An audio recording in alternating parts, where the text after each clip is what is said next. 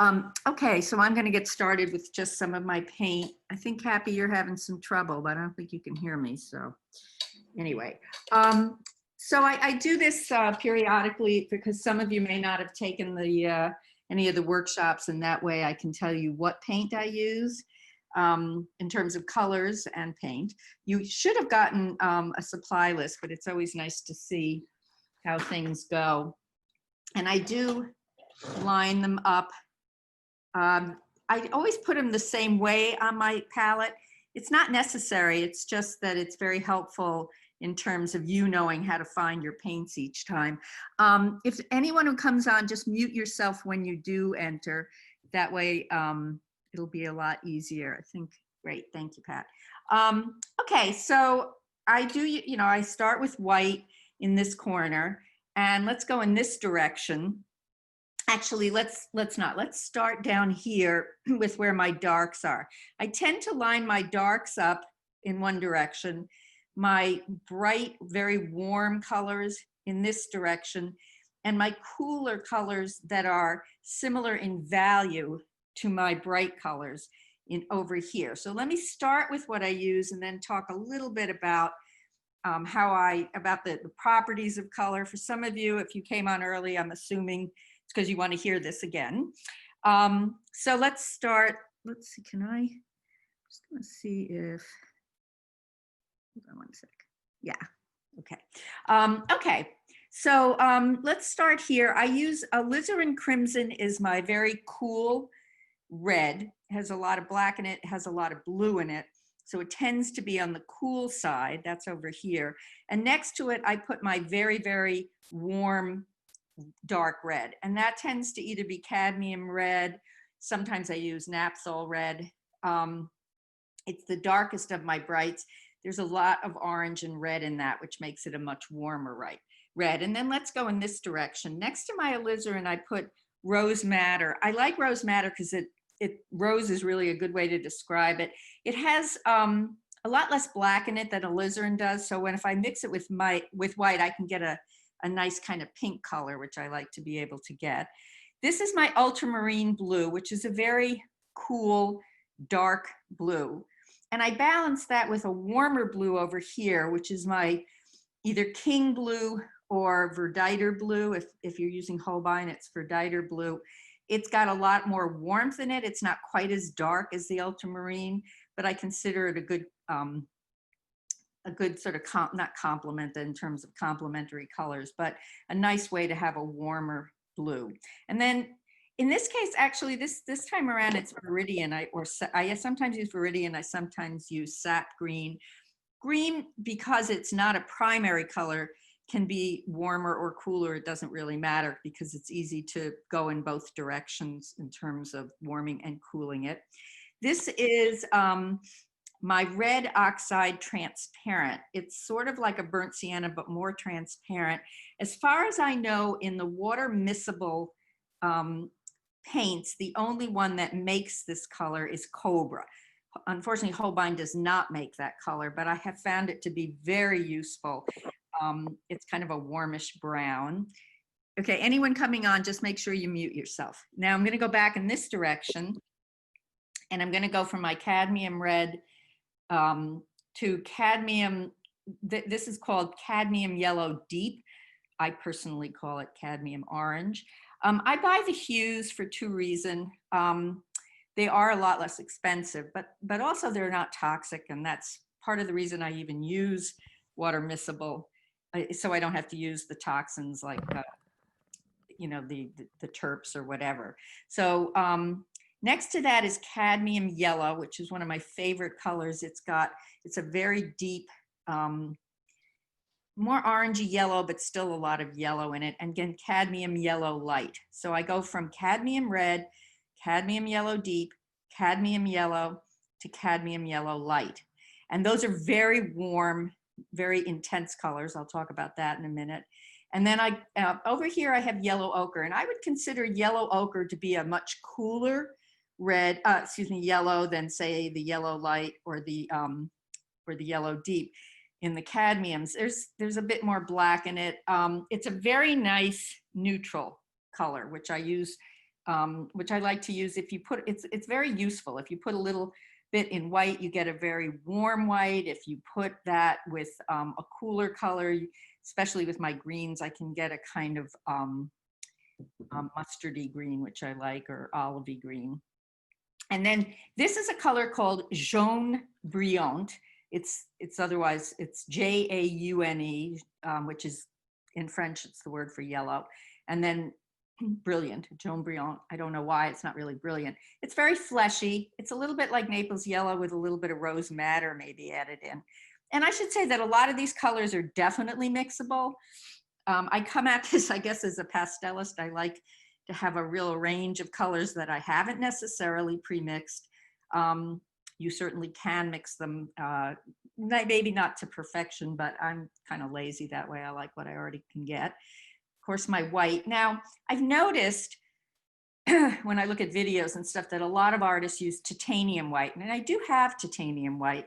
But again, if you look on the list of Holbeins, they'll say that one has some toxicity to it. So in this case, it's this is permanent white. I think ceramic white I really like a lot. I ran out of that, and so I got some permanent white. I'll probably go back to the ceramic white. It feels a little more, it seems a little easier to get a pure white with that. This is kind of a, you don't have to have this color. I really like it. It's a coral. It's not that hard to mix with a little rose madder and maybe some orange, a little white, you know, you can get it. But again, I really love this color, and I find that very often I go to it in terms of mixing other colors. It's a beautiful, no, it's just a beautiful color. Now let's go to these blues. I already pointed out either King Blue or Verditer Blue as my warm dark blue. I'm going to skip that. This is an ice green that I, you know, sometimes I just add something because it's fun and it's fun to have it, but it's not always on my palette, so I'm going to what I have on my palette. This is Lavender, which is a very cool light blue, and this is Horizon Blue, which is an extremely warm light blue, and I like to have, you know, the options. And this is Lilac, again, easy to mix, but once again, if they make it, I might as well have it.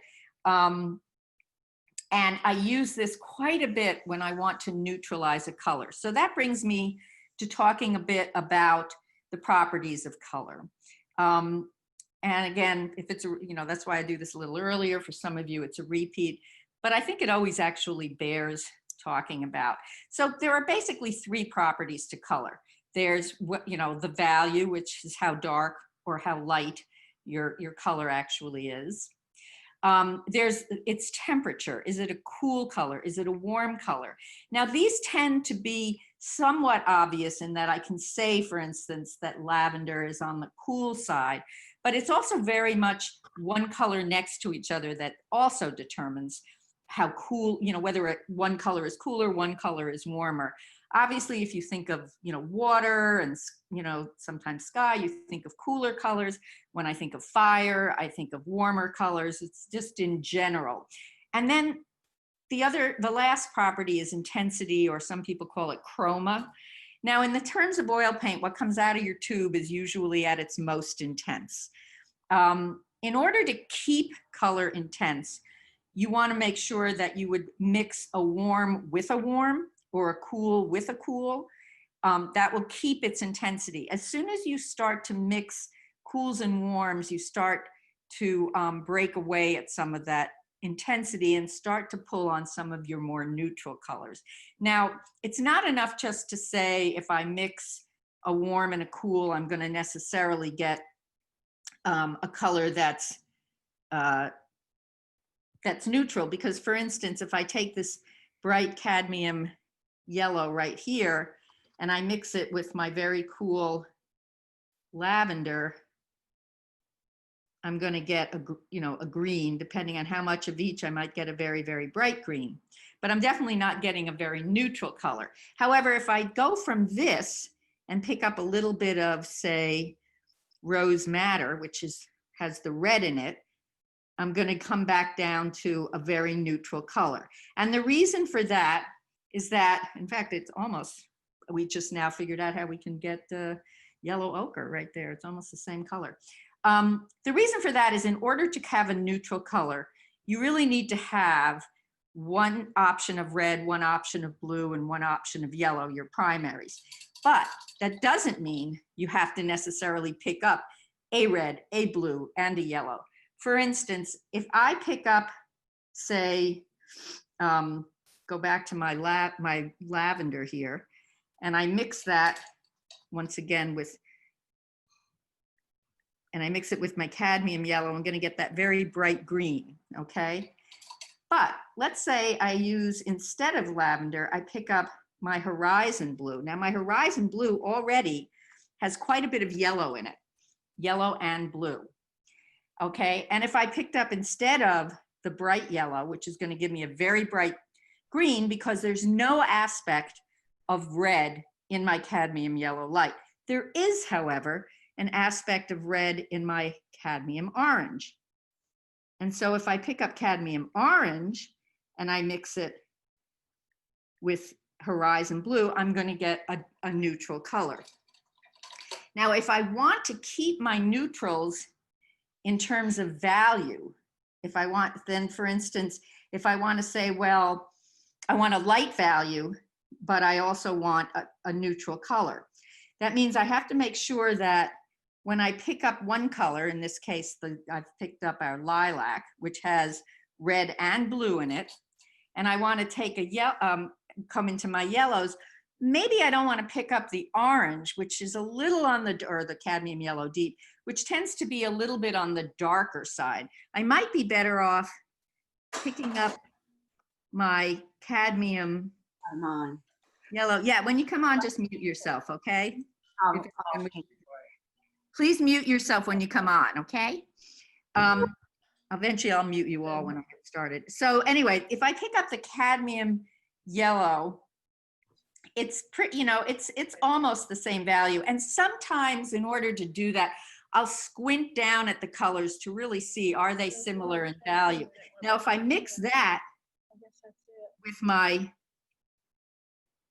lilac, I'm going to get a nice neutral, because I'm going to have some of the yellow, some of the red, and some of the blue, but I'm also going to keep that lighter value. Okay, when I took the blue, the horizon blue, and I mixed it with orange, it got much darker because the orange was a little on the darker side. So in order to keep my value, I would have to add a little bit of either white, or even better, I could take my horizon blue, mix it with my jaune brillant, because it's much closer in value, and get a neutral, and at the same time keep it a lighter value. I hope that's helpful to everybody. I hope that's helpful to everybody. I'm going to wipe this down so I can get started. I need to put a little bit more paint on, and I'm going to start to talk about doing the flower demo. I have the photo there. I hope you all have access to looking at it as well. It should have been sent, I know it was sent out to you. Sometimes it's below the Zoom invitation is where it shows up. I think I have everything I need. Okay, I'm gonna make sure that everybody's muted. Hold on.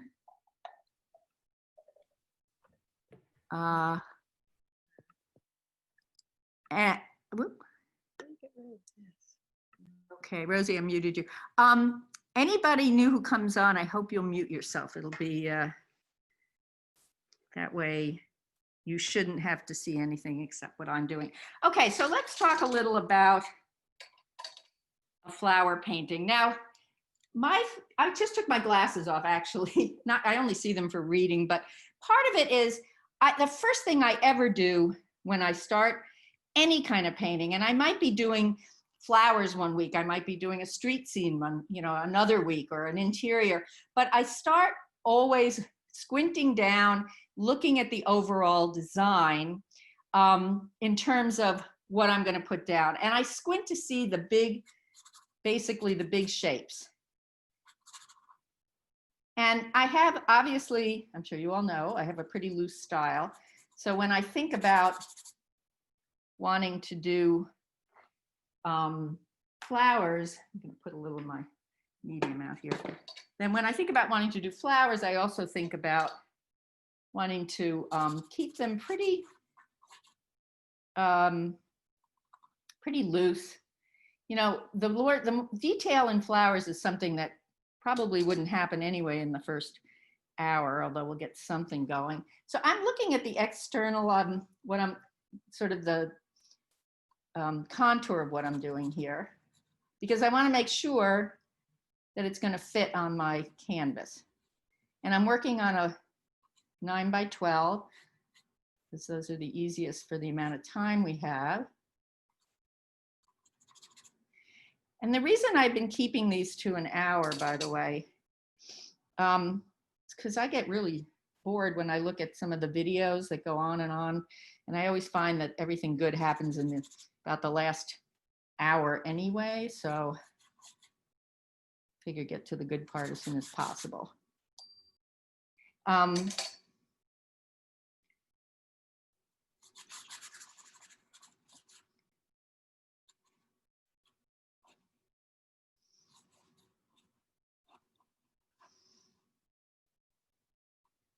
Now, if I were doing this not as a demo in an hour, but just for myself, I would probably be a little more certain about what's going to fit and what's not going to fit. But I wouldn't approach it any differently. I would still keep it really loose.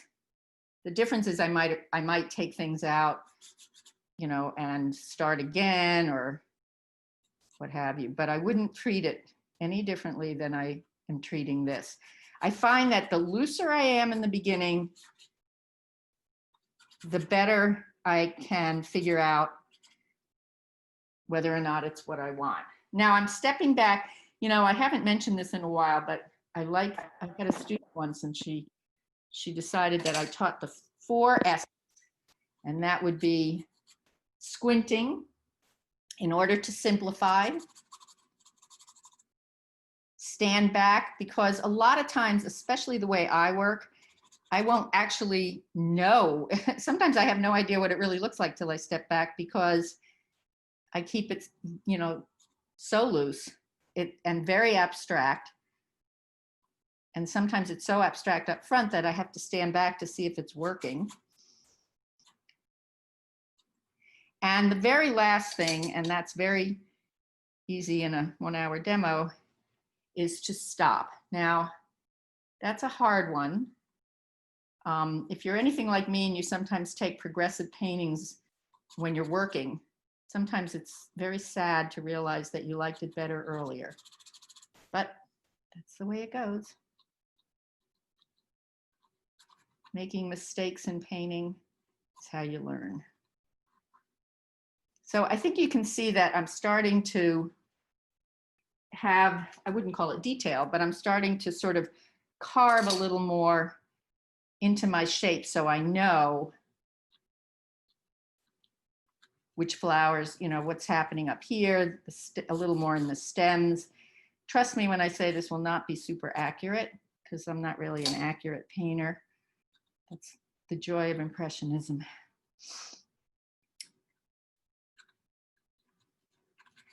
I went out and those people who know me know I don't usually have flowers in my house because I'm too lazy to keep them fresh. But I did go out and buy flowers for this because I wanted to be able to set it up. And I set it up with my light. And I took, I don't know how many different angles and photos until I found one that I really felt gave the best arrangement of color, of shapes, of values.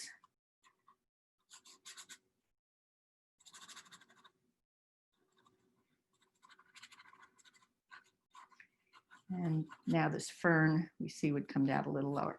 All right, that's a good mishmash. So now I'm going to start in on color fields. And let me wipe a little bit of what I already have because I'm working on my small palette so you all can see it.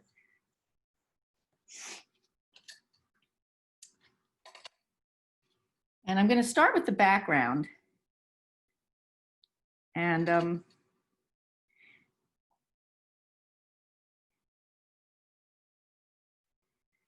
the reason I'm starting with the background is That might end up, it's a little too blue. I think I'm going to add a little bit of, that was my Verditer blue. I've put a little bit of rose madder in it to warm it up, to give it a little more of a purple look to it. And I think I'm going to make it just a bit lighter. So I'm adding some white. And I'm going to use it to carve around things too. And that's partly why I decided, and I do know that there's some shadow and I can always add that if I end up not getting it quite where I want it. I've started to put a little more of the water in these first stages to let the, so that my paint will flow a little better. You know, it always seems on the first stages of the color, it's, when you first get that paint down, sometimes it can feel very sticky, and gotta get some more Verditer blue out. It can just feel sticky, hard to move, and since I don't use turp, I use water. I just have started adding a little bit more. I didn't used to do that. As I build from the more transparent color to the thicker paint, then I use less of the water.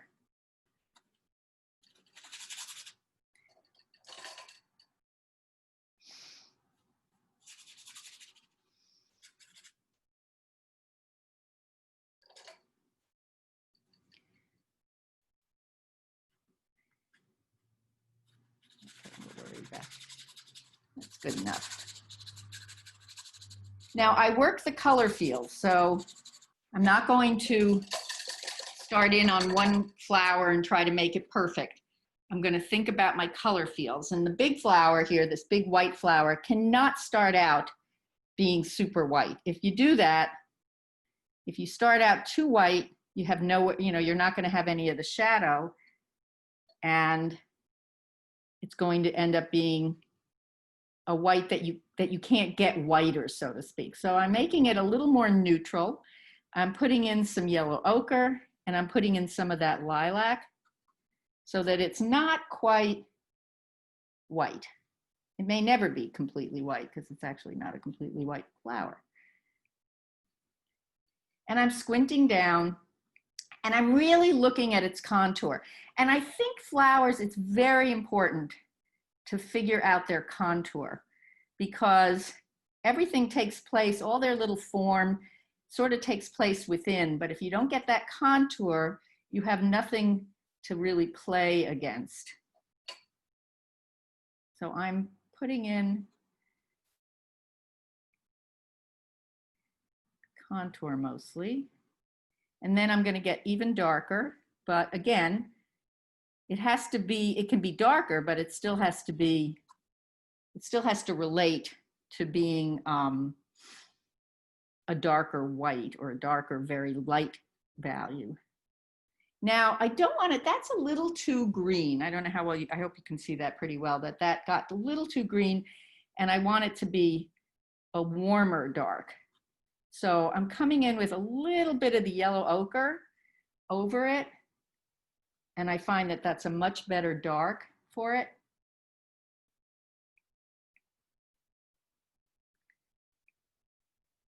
The blue was pretty, but I think maybe a little too, if you just come on, please mute yourself, okay? That way, thank you. And I'm getting even a little bit darker down here. Put in, here, let me mute. Just, okay. Down in here. And again, these are color fields, so they don't have to be perfect to begin with. They just have to help you to organize where things will be.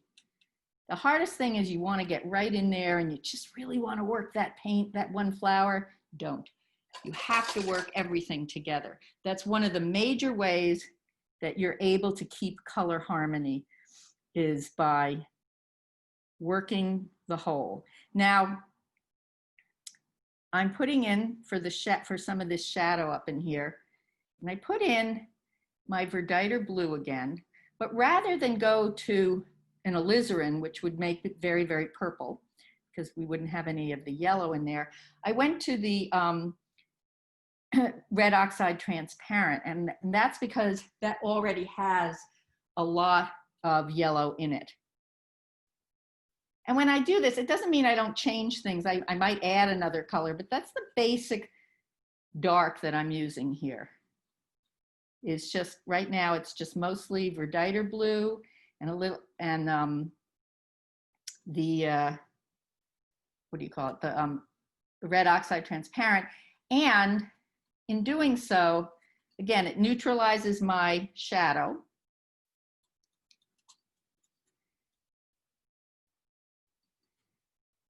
A little bit more.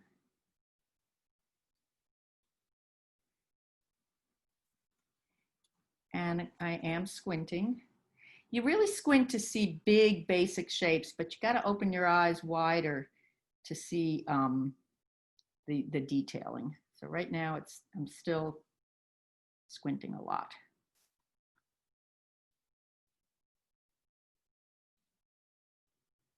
Okay, let's get back to our flowers.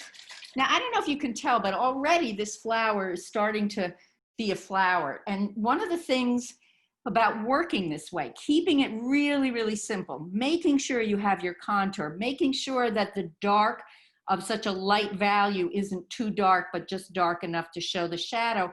A lot of the work kind of gets done for you. And then you can add detail to your own level of what you like. Okay. So I'm seeing that little bit of the sunflower here, keeping it very, very simple. And keeping a little bit of the dark against it. That dark tended to be a little too orange, so I'm pulling on some of the dark that's already on my palette to show the darker part. And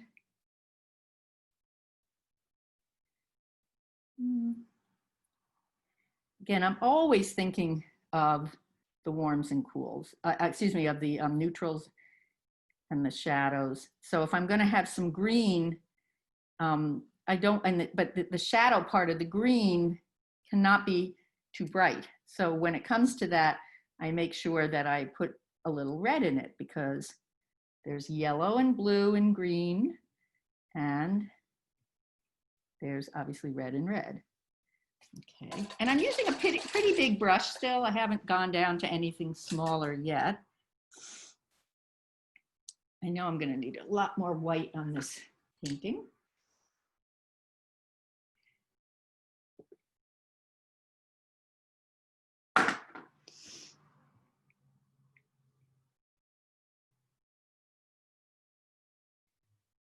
And as I said, I get a really pretty rose color using rose madder with a little bit of white, like that.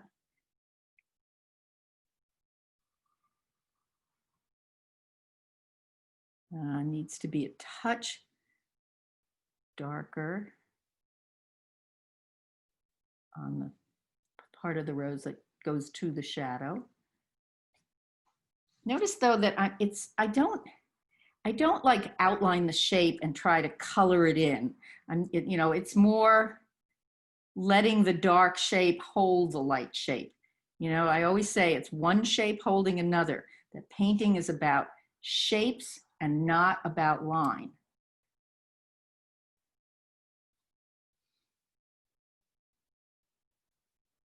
So I'm just saying, okay, here's the light. I already put some of the dark in. Now I'm looking at some of the light. Again, keeping the brush pretty big stops me from doing anything very detailed yet.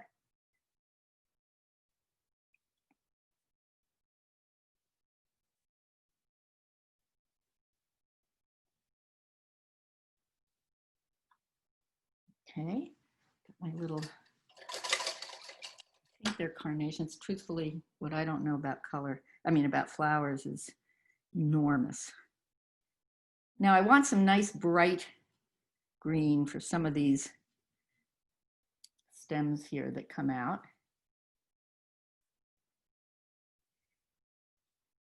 And even in this, I'm just sort of hinting at where the lights are. Don't forget, I already have some darks just because of the original drawing. Is that a question? Oh, no. Okay. Add a little bit of this. I found this yellow I really like, and I think I'm going to have to, it's expensive, but I think I'm going to have to get it again. Aurelia or something like that. And I really like it. And I did put it on my palette today. But this could be done just as easily with yellow, the cadmium yellow light. Okay, let that go. Again, it's all still just putting in color fields. And because I've got that dark in here already, I can kind of move that over a little bit into the light of this, of my stem that I came up and get some of the dark in there without having to necessarily mix a whole new color. Eventually I end up having to clean my palette because it gets a little bit messy.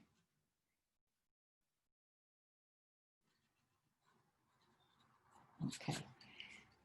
Yeah, in fact, I think I'm going to do that right now so I can get some good yellow. So I just clean it with my palette knife. Excuse me, Aline, what was the new yellow that you like? Okay, wait a minute. It's called, let me get my glasses. Okay. It's called Aureolin, A-U-R-E-O-L-I-N. It looks like Aureolin. Oh, you're right. Oh, okay. Yeah, it's a little bit like, it's kind of a cross between cadmium yellow light and yellow ochre. It has a richness to it I really like. This. Okay, thank you. Yep, thanks. I have to be careful that the I try with my if it gets to that point where you can't see the thing, let me know, because the light starts to sometimes come in on my from my skylight, and even though I have the shades over it, there's a little peeking area. Okay.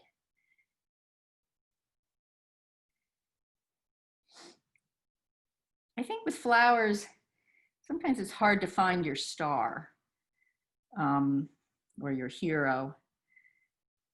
Sometimes maybe I have a little bit of two heroes, and I think that may happen, which is not necessarily terrible, depending on how they're designed.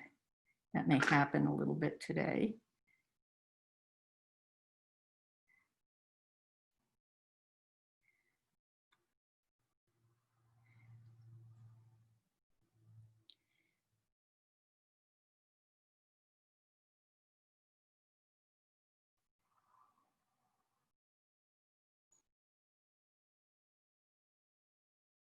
And I am just looking again, I'm just looking at shapes. I'm not, I'm just trying to sort of break it down into the lights and darks that I see rather than trying to understand every little nuance, which I'm not good at understanding that stuff. So you gotta work to your abilities and learn as you do. Let's see. You see that little, yeah, that new yellow might work well right here. Probably a little too light. Come in over it a bit. I'm just going to leave that and come over to that sort of rose in here. And in this case, I did decide just to sort of start with my, I'm changing the color up a little bit to the, it'd be really helpful if I could talk and paint, to the coral. And here where it gets a little bit darker, I think I'll try it with a touch of the viridian. Again, I want to neutralize my red a little bit, but now it's probably I have to make sure it doesn't get too green. Needs a little bit more. Let's see, maybe not neutralize it that much. Yeah, that's okay. Now it's darker, but it's not quite as warm as I want it. So I just added a little bit of the cadmium yellow deep, or my cadmium orange as I call it, because I wanted this to have a little more relationship in terms of its value, in terms of its hue, to the fact that I used, rather than pink down on this, rose, I decided to go with the coral. And there's a lot more orange in the coral. And so I changed up a little bit of the dark. The dark had to be warmer on that flower.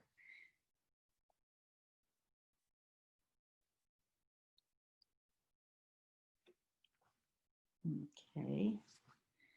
I'm going to use a smaller brush for a moment because there's a very important dark here that's going to outline the edge of that flower, and without that edge, this flower gets a little bit lost.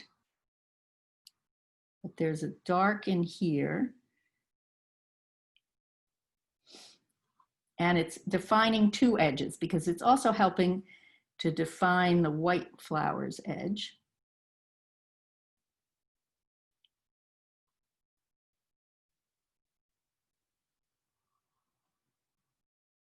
And hopefully you can all see that on the photo that you received, if you can't see it well here.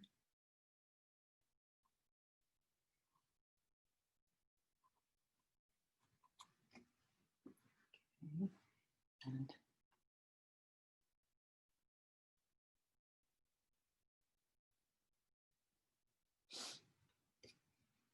And there's a little bit of the white flower, or the same kind of flower, peeking in back here that I kind of like. And that will also help to hold an edge.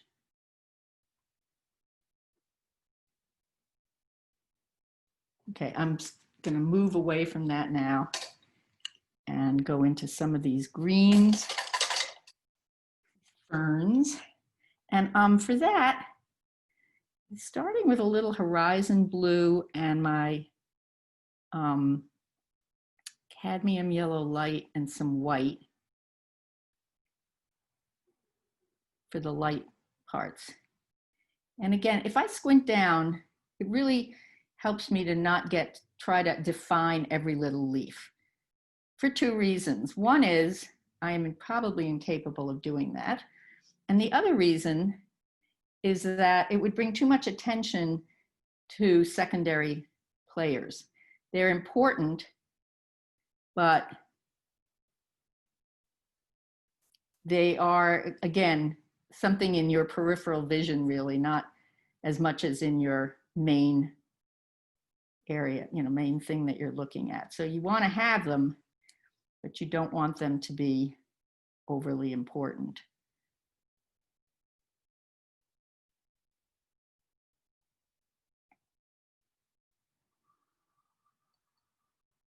And when I want to get a green that's a little bit darker, but still sort of warm, even a little more, rather than going, I haven't yet gone to my Viridian, I could, but instead I'm kind of mixing my own green with, that has a little bit of my blues, but also with the cadmium yellow deep. And then I'm going to add a teeny bit of red to it. So it's just a little more mustardy, a little more neutral. Trying to get I don't want too much. Yeah, there we go. I just didn't want it to be quite that bright, but I can get it brighter if I want to. I like to work with, I sort of call them puddles of paint. And in that respect, you kind of you can go from the lighter to warmer or to the cooler. Okay, now I'm going to get a little of my Viridian in. I think it needs to be a richer green.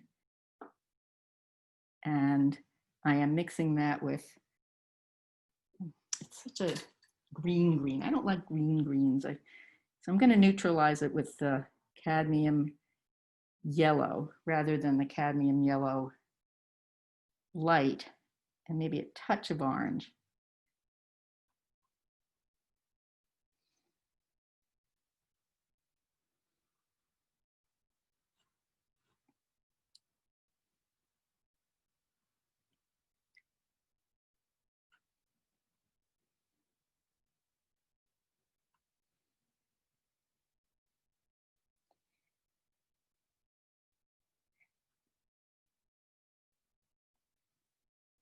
And wiping and washing the brush pretty well because I want to get that other. I need to put more of the light out. Oops, that's a little too white, a little too light, so.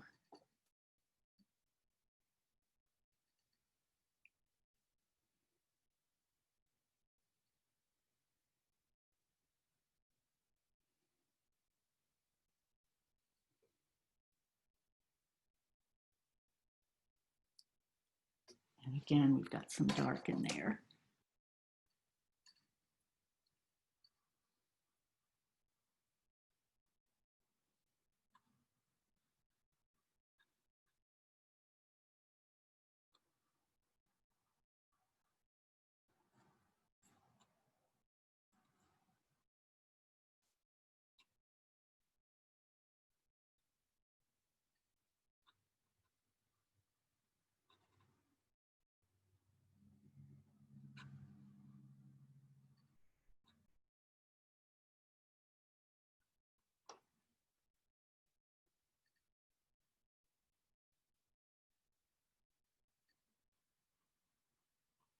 A teeny bit more of that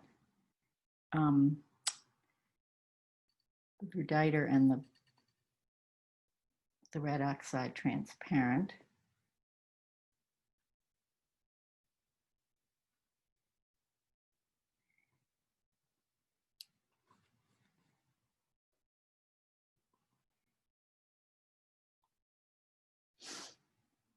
And I need to get some of these nice darks in here.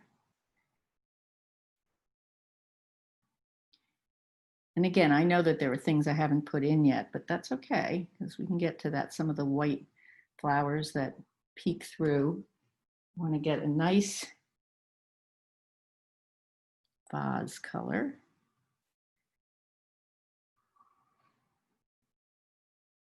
Don't torture yourself at trying always to get the exact color that you see. I mean, especially if it's just in the first hour of your painting. It's just a matter of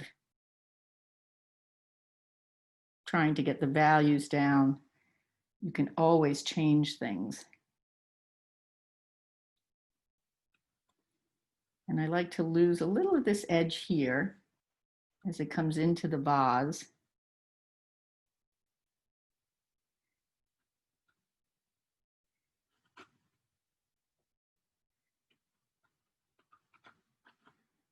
Because again, I don't know how much time in the hour I'm going to have to do that much with this, just that it needs to be seated in there.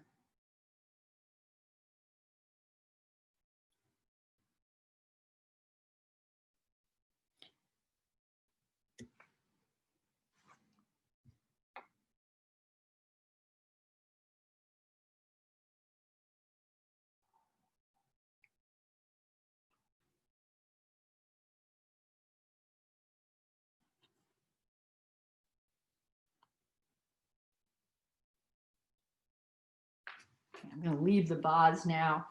And we've got everything laid out. I'm stepping back and I'm going to a slightly smaller brush now. And I'm going to do a little cleaning of my palette because I sort of clean, it's like, I think in stages, okay? And we saw stage 1, which was just our value drawing basically, or our value design is a better way to put it. And then step 2 was pretty much completed now, which is getting all the basic color fields down. So now I want to start coming in with some of the details in places, and not necessarily everywhere. This is when I believe you really have to keep stepping back, evaluating it as you go along, because it's easy to lose. Sometimes what you do in that first hour in parts can be very lovely, and what you do, and you end up saying, well, I should probably do more because I should probably do more. And that's not necessarily always the case.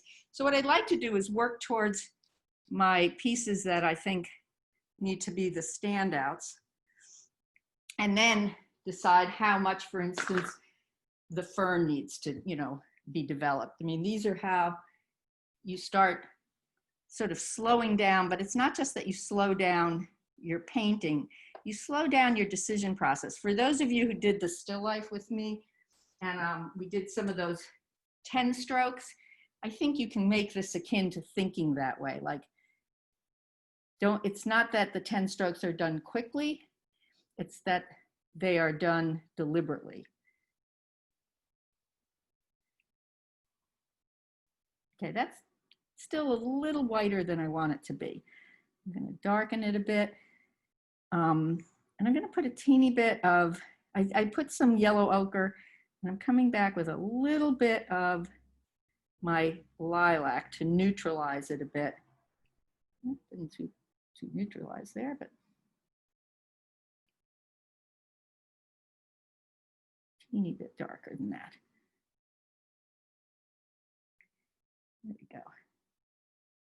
Now again, I'm letting the brush strokes become the petals rather than, it's not like trying to make each thing stand out as you would if you were doing, say, a drawing and you would outline, or these are, let your strokes define some of your flower. And make sure that you think about your design. It's not just like it's not just like everything is the same and it all goes in the same direction and it all, goes to the same length or anything like that. You want to work things, you all see pretty well. Every time the light outside changes, it changes in here a little bit.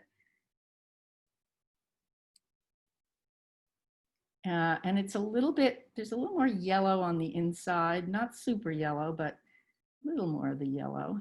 I'm gonna, yeah, there we go. It's a little bit yellower. That's a little too yellow, so I'm adding some white.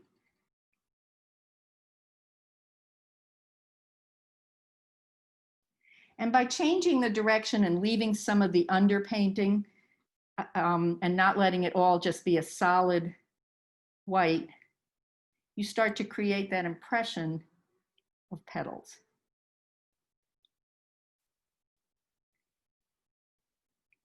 In this way, I don't necessarily always have to go back in with some of the darks.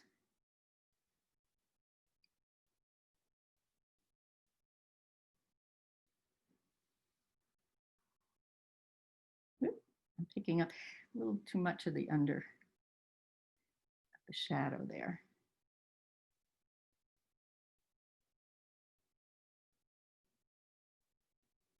And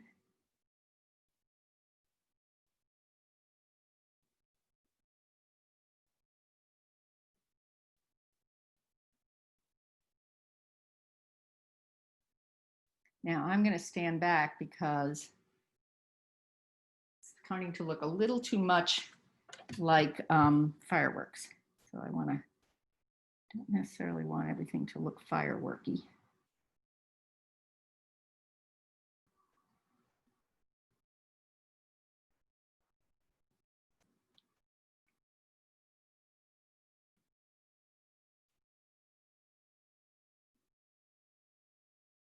And I'm seeing a little of the shape of the darker in here.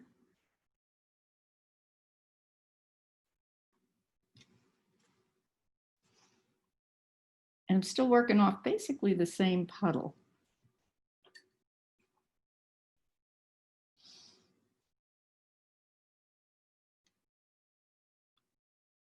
Now, one of the good things about doing an hour demo is, as much as I want to continue to torture myself with the one flower, I need to go keep moving around, because, and actually, you know, it's kind of like doing a whole painting on the 10 stroke idea, where you really have to keep moving it around and working the whole. I think that's a good suggestion for some of you to think about. Just limit yourself to an hour. That doesn't mean you have to finish your painting in an hour, but maybe try a painting that just took you an hour, put it aside before you decide what else you want to do with it, rather than kind of working it and working and working it. And I'm just as guilty as anyone else of doing that. But I think it's a really good exercise to play this way with it, and not, because I step back and I think, you know, I like what's happening with this flower, and maybe that will be all I'm going to want to do. But if I don't step back, and if I don't limit my time, then I'm really in danger of overworking. And we all know what that's like.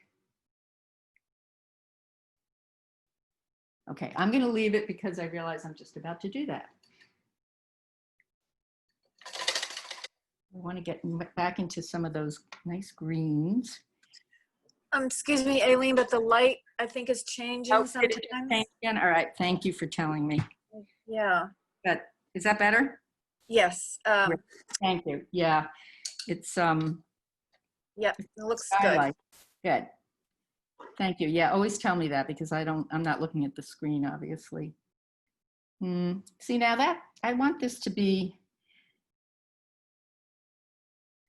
a little bit, yeah, more of a yellow green here.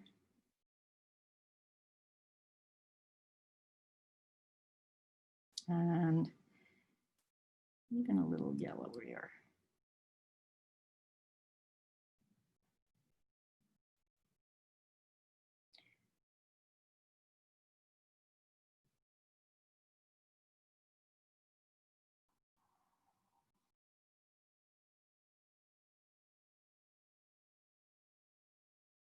So in a sense now I slow down a bit, but that doesn't mean that I'm not careful, or that I'm going to get suddenly very tight with it. It's, you know, I slow down to put in some of the details, but I'm also, I'm not trying to render everything. Okay.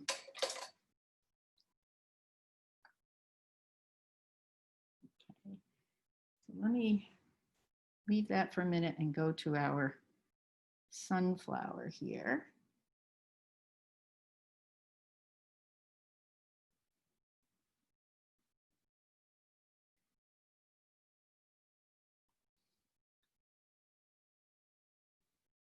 And again, a lot of it, once again, is values, like this, making sure that one leaf is a little bit hitting the light a little differently, so it's a little bit lighter here.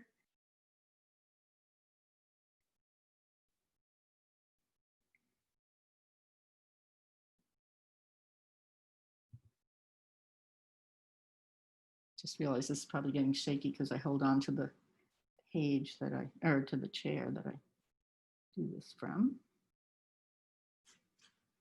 I have two little puddles here, and one is the sort of for my darker parts of this flower, and the other for the lighter.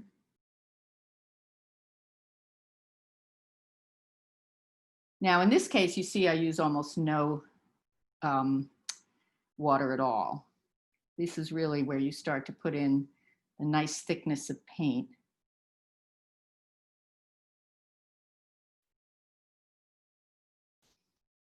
You know, and I think in terms of painting, you know, we can talk about color and we can talk about value and intensity and hue and all that. But I think brushstrokes are just as important as anything else in a painting. They can totally make a painting,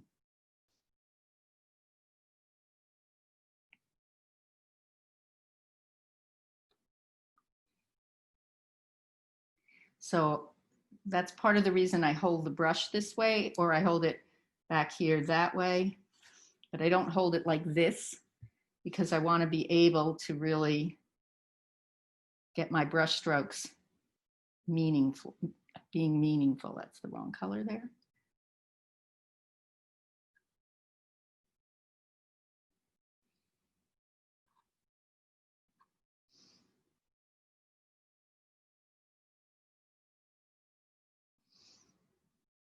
Put a little north.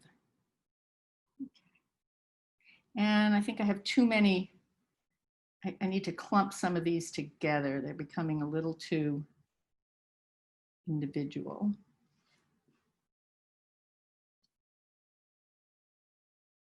And even though it's like that up here, I'm going to take that out. It's confusing. I think that little area up here on the, oops, that came out way too white.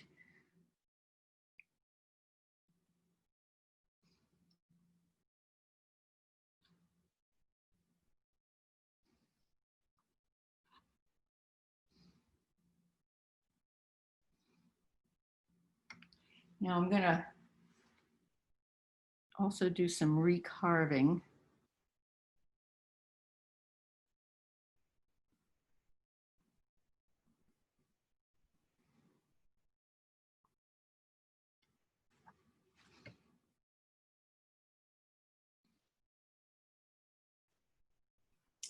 And I'm going to do it around there and also in here.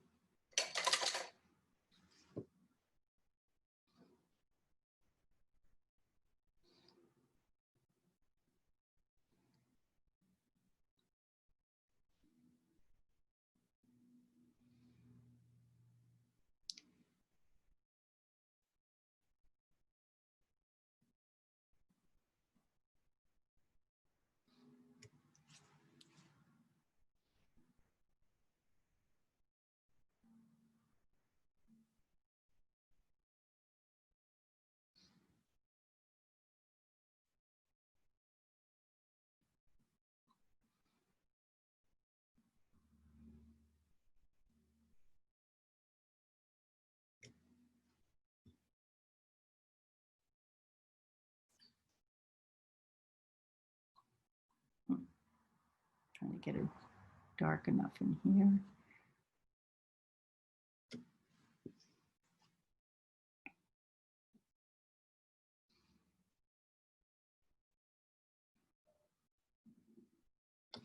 I'm just going to leave that. They're hard to see, they're hard to tell what they are, but they're filling in space, which is important. I need a little more of the verditer blue. Okay. I see that I put in something that needs to come out. Let's just make this dark in here. I think that's a confusing shape there.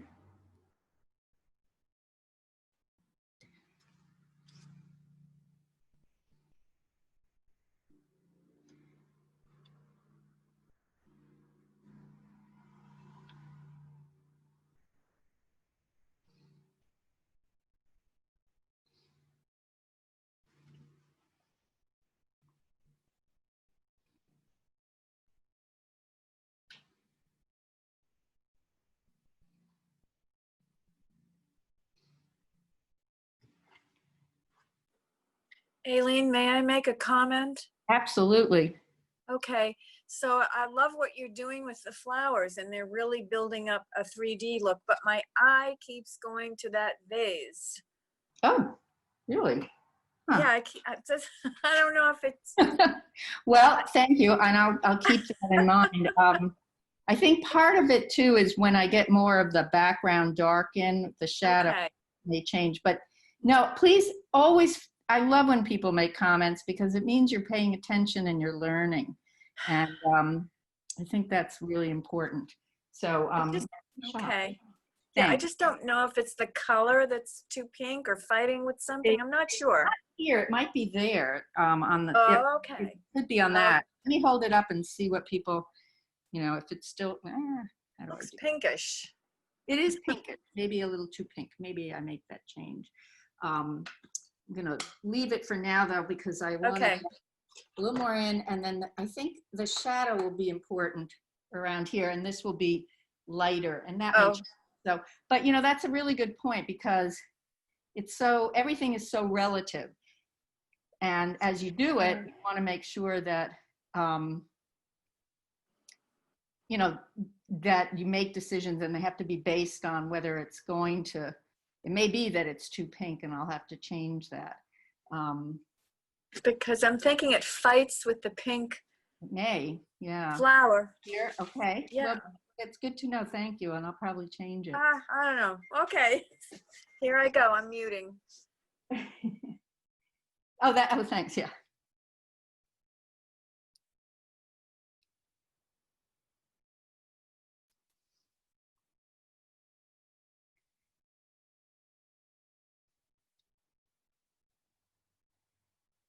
Okay, get a little few more of these little.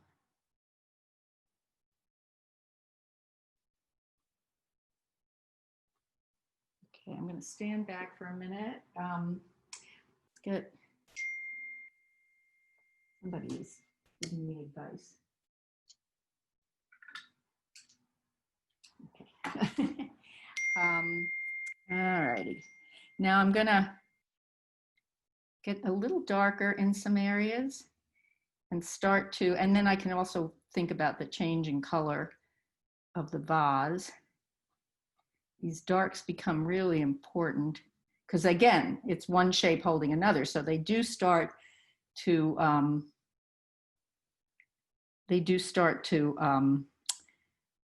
define a little bit what's happening in the.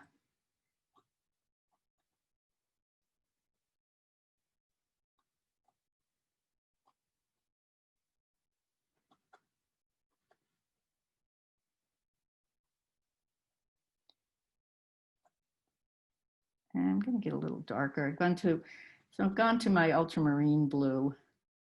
Ultramarine blue and that the transparent red oxide make a beautiful dark, neutrally dark as well.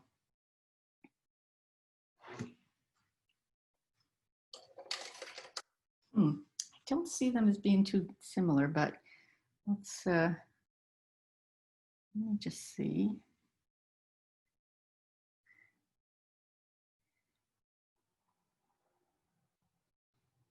I have an idea.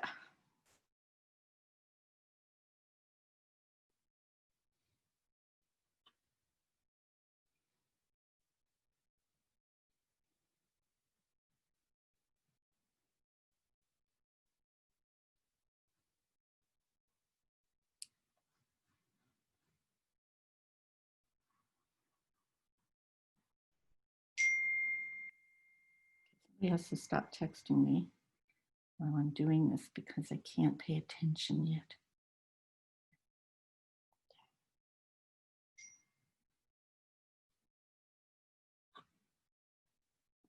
It's not. Okay.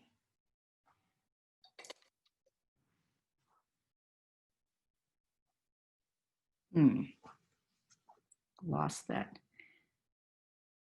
I kind of like that little bit of the flower showing back there. Notice I get very quiet as I'm getting towards the end. I don't mean to not say things. I'm just figuring things out as we go along.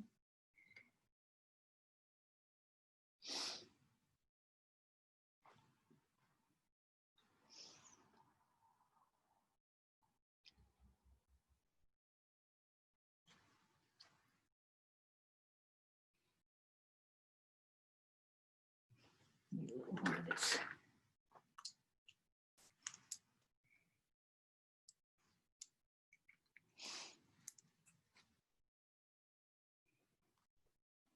I think it would be fun if I did this bigger, on a bigger canvas where I was able to get more of the shadow in. I just Didn't think I could get enough of it done in an hour, so just gonna, if I do, I'll show it to you.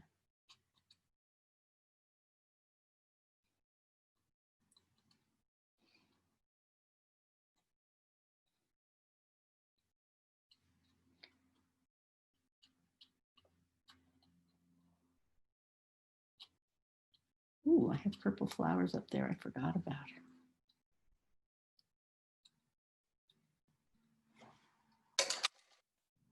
I think I'm going to make them a little lighter against here.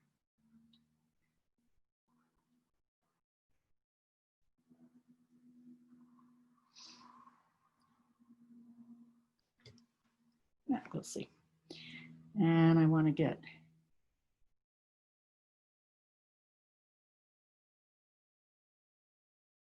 putting a little bit of the jaune brillant in with my verditer blue here. Yeah, I need a little bit of red now. It's a little too, I want it to be more purple and a bit lighter than that.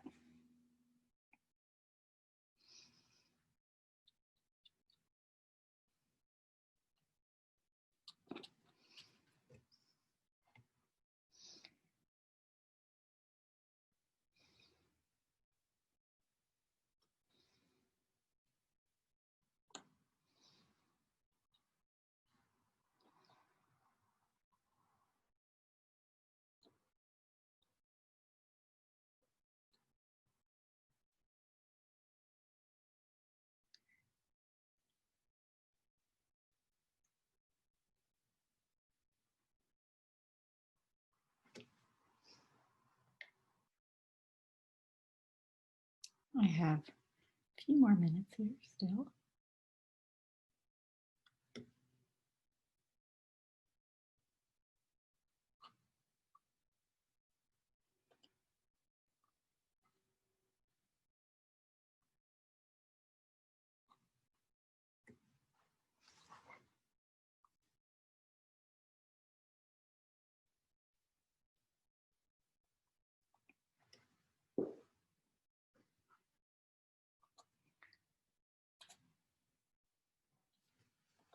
I better brush it out.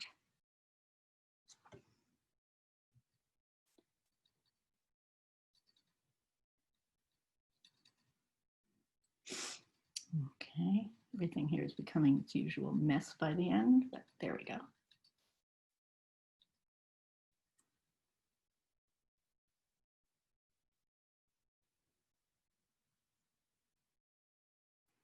Again, defining the edge of that flower a little bit.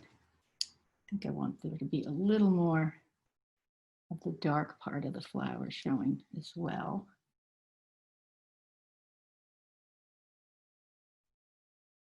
And keep in mind that you can, I may be a very loose painter, but that doesn't mean that this process can take you as far as you want. You could certainly do a very detailed flower painting. I would still start it this way. I would still think in terms of the shapes and getting into more and more detail, just using shape, not using any sense of line. Because form doesn't really have line. Form is all shape holding another shape.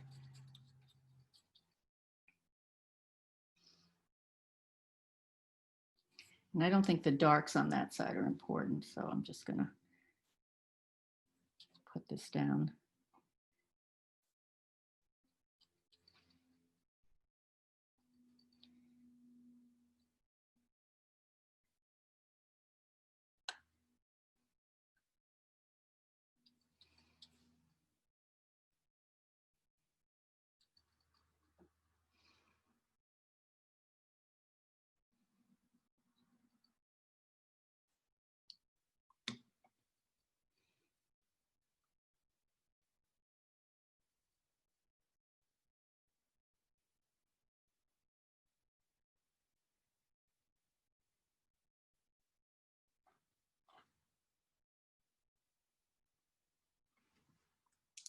Okay, just get a little bit down here. And I think we're going to call it finished for today. I changed the blue to being much more of the lavender down here. Let's get a little bit of the highlight sort of on these guys, on the very ends of the fern, just so they kind of pop a little bit, but not so much.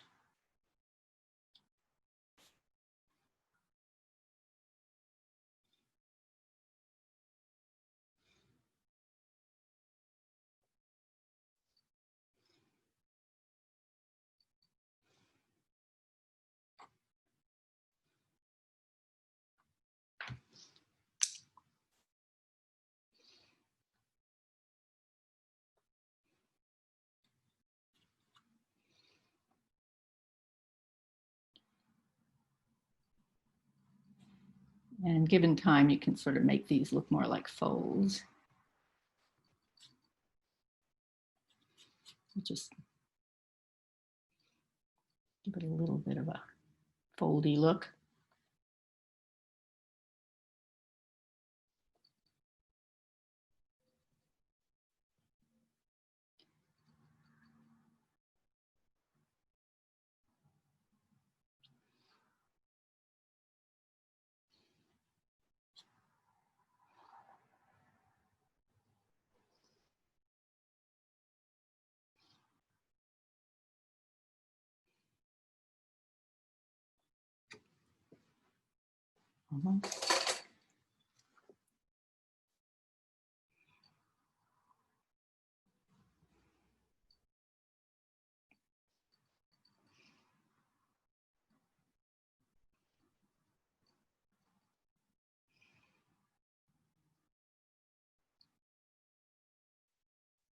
Folds are another thing that, I mean, that's a whole other, a whole other dimension of discussion, but you can certainly hint at them.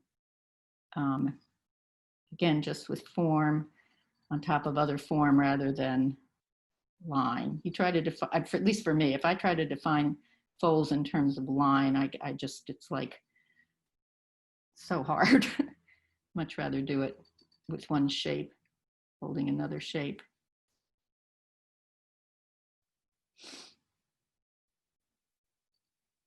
And value.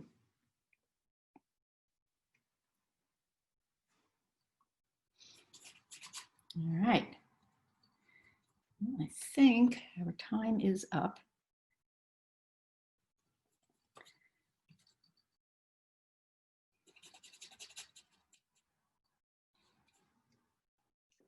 All righty, I'm going to bring you over to sit down.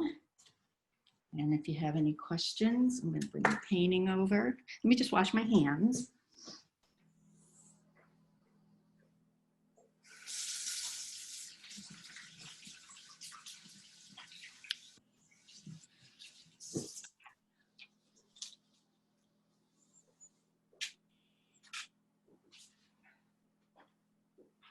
Okay. Oh, all righty. Now there is a way to raise your hand that hopefully I'll see. If I look at the participants, if you go under participants, there's a place you can raise your hand. Hi all. If you have any questions, and let me just hold this up. I think it's not quite as pink, I hope. It's a little bit lopsided here, I see in there, because this is where the shadow is, but I can fix that. Yes. No, I raised my hand, but it's different. It's Deborah. I raised my hand on that thing, whether or not it works. But yeah, I see it.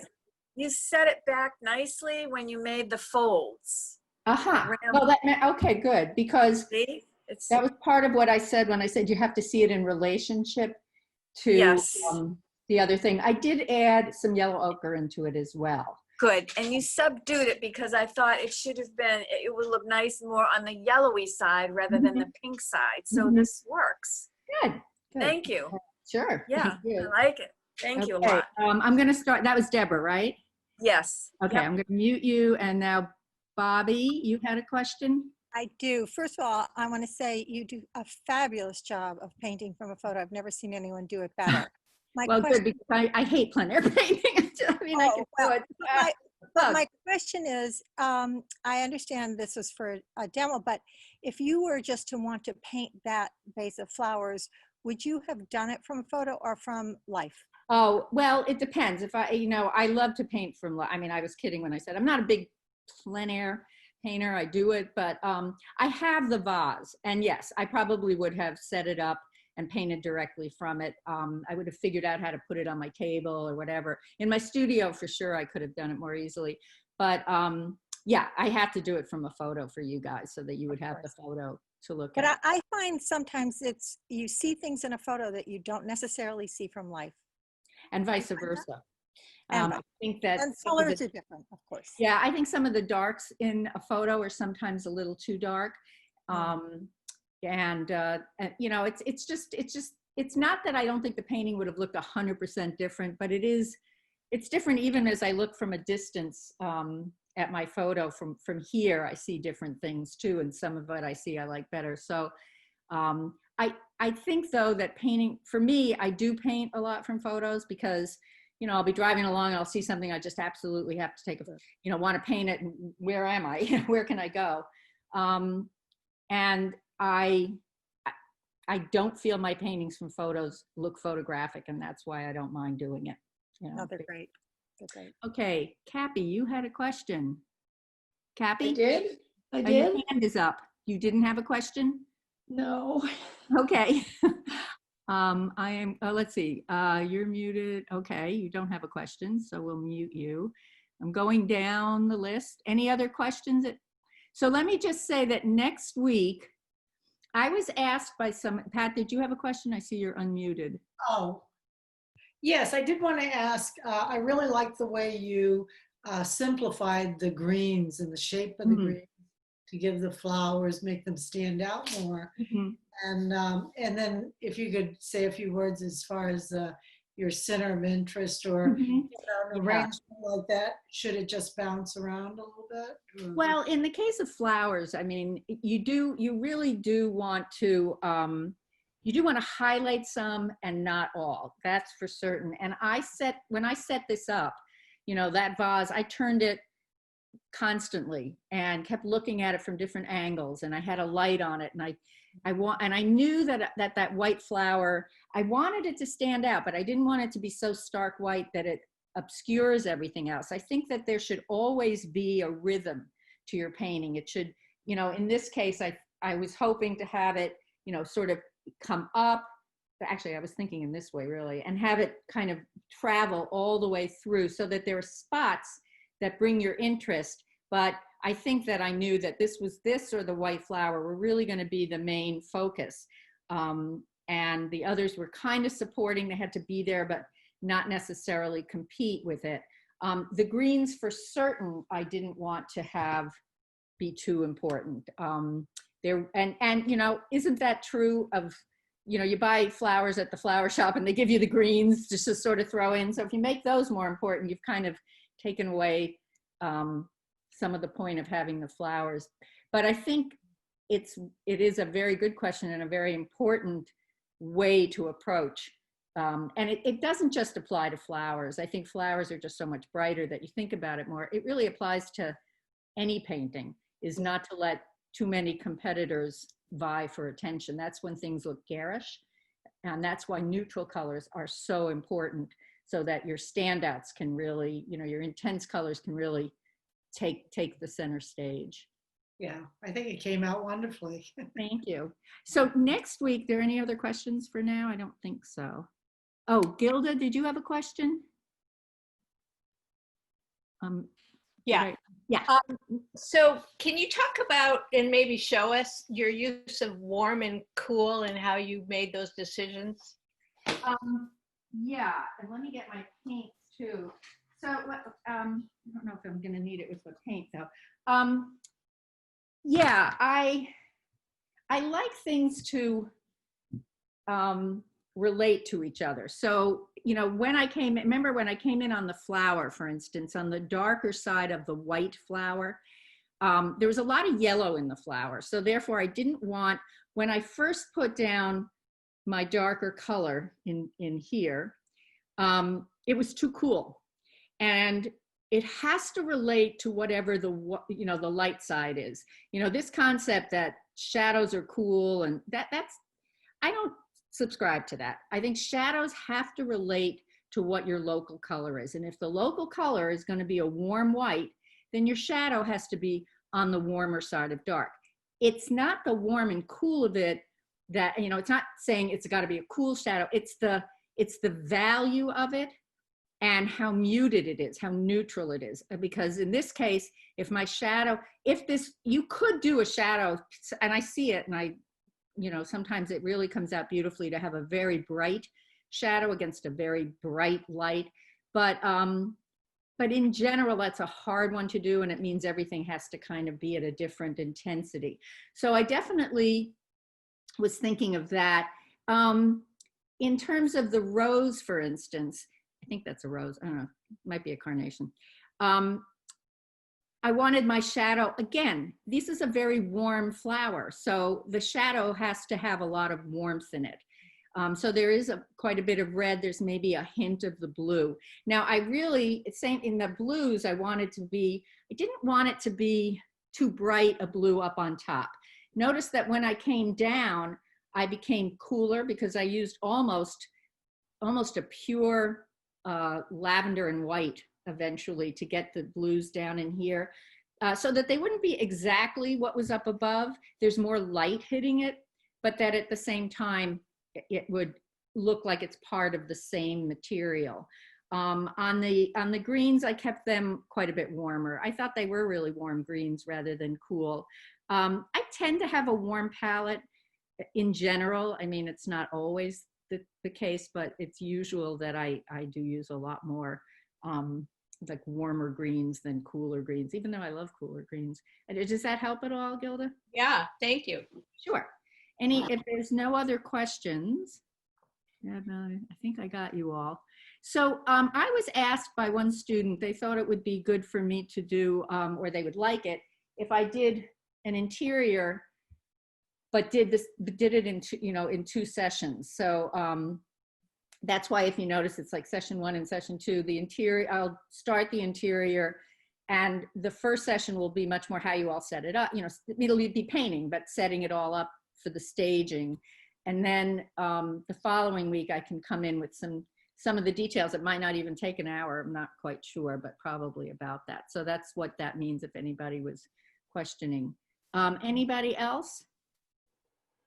All righty. Well, thank you all for joining me. I hope to see you again. If you have any other questions that you think of, don't hesitate to email me. I'd love to hear from you.